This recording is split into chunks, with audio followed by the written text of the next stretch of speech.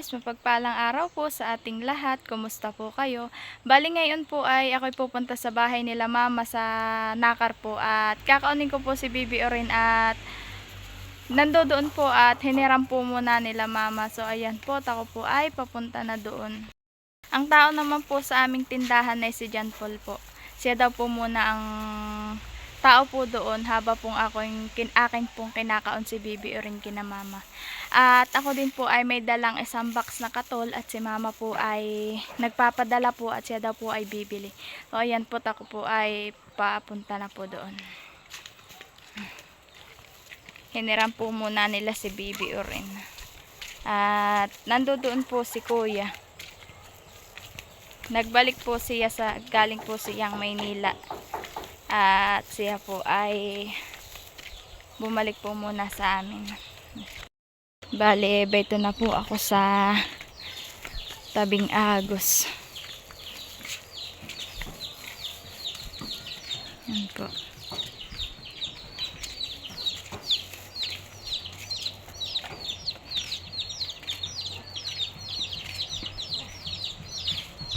Ayan po, at ako po ay nandito na po ulit sa tawid. Makulimlim lang po ngayon ang panahon.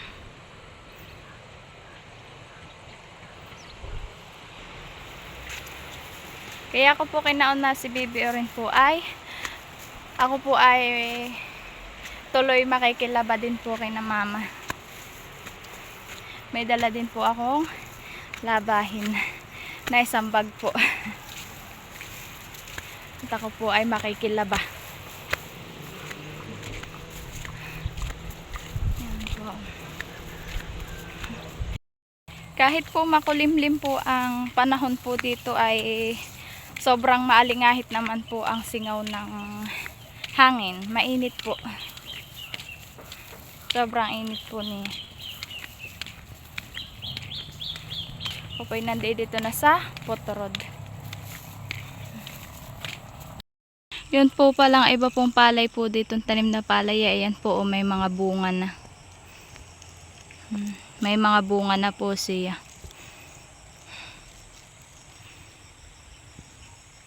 Madami-dami na din po may bunga. Oh. Sayang lang po yung pong palayan po nila ating may talok po ay kinain po ng kalabaw, ay disin po ay may mga bunga na din yung kinain. Po si Bibi Orin, no?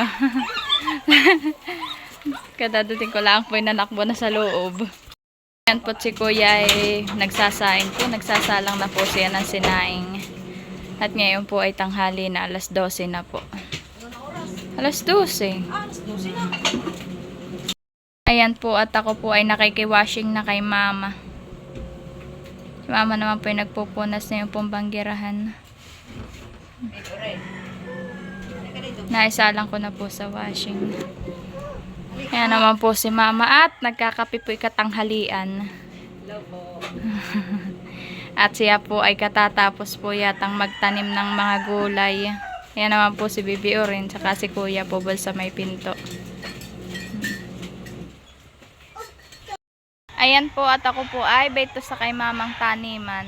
At si mama po ay naglilipat na po ng kanyang mga pananim na mustasa, talong at saka po ang palaya ay kanya na po daw pong ililipat. So ayan po, ako po ay nandito sa kanyang maliit na taniman. At po, kailangan na po talagang ilipat po itong pechay ito, mama. Pechay po. At gawa po ng malalaki na po, ay ito na po, mga inilipat na po ni mama. Ito po yung mustasa, pero yung pechay po ay ito po, ito po, kay mama na pong inilipat. Ito na po siya sa kamakama. At yung pong iba ay gawa po ng malakas po ang ulan ay nangamatay po, ay bagong lipat po yung gawa ni mama. Bambayan na po, kay mama na din pong ginahukan. Bayan po si mama nagagahok po ng tanim na sili at kalilipat po. Nailipat na din po pala ni mama yung kanyang mga talong. Ito po, Itanggal lang po ito dun sa plastic. Tapos po, baon na po dito sa sa lupa. Kay mama po itong, kalilipat mo ito han eh. Oo. Ngayon, kanina. Kalilipat daw po kanina. Buhol po ako dumating dito.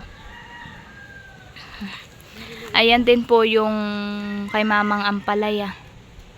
Ginagahaw ka na din po niya at mga kalilipat po. Kay mama pong ni bakudan po ng ganitong kawayan at gawa po ng, pag po ito hindi binakudan ay kakalkal po ng mga manok. Tapos po nipapasok po ng mga bayuko. Tapos po ng susong hapon ay kakainin po yung mga dahon. Kaya po kay mamang ni pagbabakudan po. May mga bakod po siya hanggang doon po. Ilang peraso lang po yung kay mamang talong. Apat na peraso po yung nabuhay na kanyang punla. Tapos po yun naman pong ampalaya ay ilang peraso din po. Tapos po ito naman pong sili. Ay, kalilipat mo din? Kalilipat din po yung sili. May 5 peraso po si mamang sili na inilipat. O, ito po, kalilipat po talaga dito po ayo yung dahon. Puro po dibakod yung gawa ni mama. Ito naman pong nasa sako pong ito po. Ito po ay may matagal-tagal na po ni mamang tanim. Ay po mga tubo na. Hindi po tulad na yung nandoon sa kay mama pong kamakama. Nagganyan po na mga lanta pa po yung dahon at gawa po ng mga kalilipat. Kailangan lang po dilig-diligin para po mabilis tumubo. Nilipat na din po ni mama yung kanyang kamatis. Bean po. Hindi pa po ni mama na babakudan po yung ibang kamatis. Ayan po. Ito po At wala pa pong mga pambakod pong kawayan. Kukuha pa daw po siya. Po si mama to. Ginagahukan po niya yung kanyang mga tanim para po mabilis tumubo. Mabilis gumanda. Tapos daw po mabilis gumanda.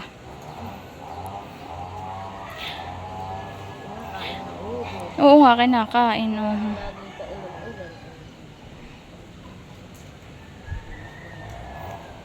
Wala ka ng ibang pananim?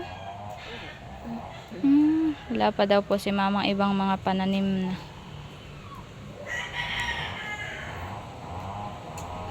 Ay, hindi pa ako nakakapagdamas ngayon. Nalanta na yung iba.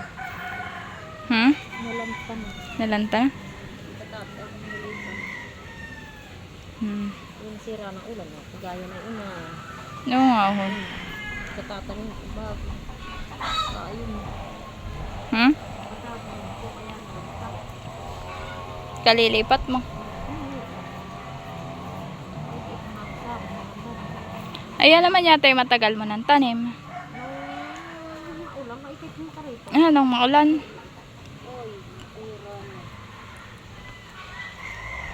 Sira na yata.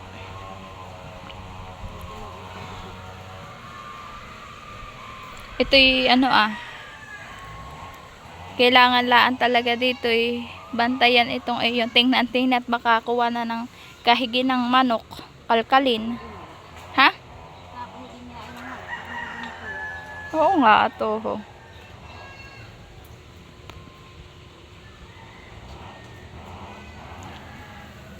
Ito talaga ay kailangan mo na ding ilipat ato. Masobrang hahaba na.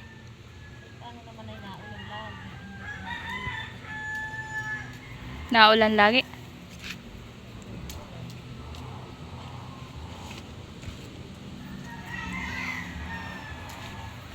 Oh, maganda na. Yung nga sa sako mo. Maganda na. Ano Ito naman pong kay mamang tanim na orchid kabubulaklak na naman po. Maganda po ng bulaklak ato. Ganda. Po Ganda po ng bulaklak Ito naman pong isa ay kulay puti. Oh po, ganda. Huwag lang po makikita ni Orin at pinipitas po talaga. At inilalagay po ni Bibi Orin doon sa kanya pong likod ng tenga. Tapos sasabihin po yung wow. Yan po. Ganda oh. Ito naman pong iba ay bago pala ang pububo kayong bulaklak oh. Tapos naman po ito po ay violet na violet po ang bulaklak po na ito. Ito po kulay po na ito ay violet na violet. Ang hindi pala ang po sa kanya na bulaklak ay yung pong ano po banda na orchid. Ito po yung bandang orchid po. Ito po yung malaki ang bulaklak. Ay wala pa po siyang bulaklak ngayon.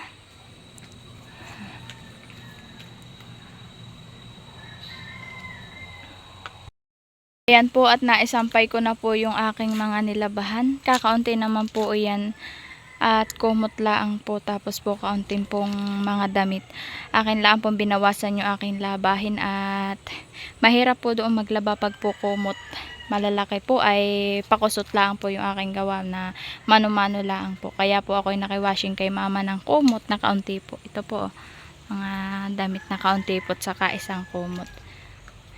Nahihirapan po ako maglaba po pag kumot po at malalaki naman po ay mahirap pong magbanlaw po doon at kakaunti po ang tubig. Kaya po ako dito dumayo kay na mama. Ayan po. Isampay ko na po para po pagdating ko doon ay hindi na po siya basa-basain. Ay buti na lang po to na sikat-sikat po ang araw. Ay matutuyo pa po iyan. At unang-una po ay gusto ko pong magpasalamat sa inyo sa pagsuporta po ninyo araw-araw sa aking mga video at panonood. Maraming salamat po sa inyo. Mag-iingat po kayong lahat and God bless po.